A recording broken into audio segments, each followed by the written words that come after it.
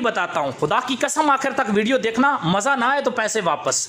बात यह है, अगर ईरान अमेरिका की शर्त मान लेता है, ईरान अमेरिका की सारी बातें मान लेता है, ईरान के पास क्या रह जाएगा?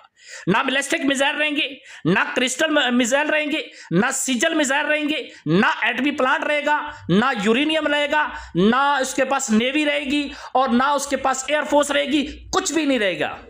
ये कज़ाफी ने सारी बातें मानी थी, तो कज़ाफी कहां मिला था? गटर में मिला था। तारीख गवाह है, अमेरिका के जिस बंदे ने मुतालबे माने हैं वही जलील हुआ है और अमेरिका ने उसको जलील करके मारा है। यही मिसाला लगाते हैं, आप एटमी हथियार हमें दे दे, असला हमें दे दे, बाद में उसी इंसान को ठोक देते हैं। ईरान ये मुआहदा कर ले जो 20 शराइत अमेरिका ने रखी है, तो ईरान उसी दिन तबाह हो जाएगा। ईरान के पास कुछ बचेगा नहीं, ना अब नए हार्मस बचेगा, ना उसके पास कोई तेल के जखायर बचेंगे। क्यों?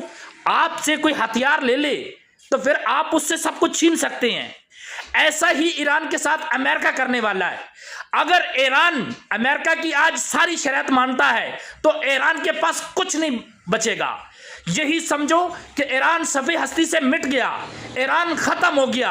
ईरान को आज डटना होगा, ईरान को आज लड़ना होगा। अगर उसने बकिया जिंदगी अवाम की और अपने लीडरों की बआसानी गुजारनी है तो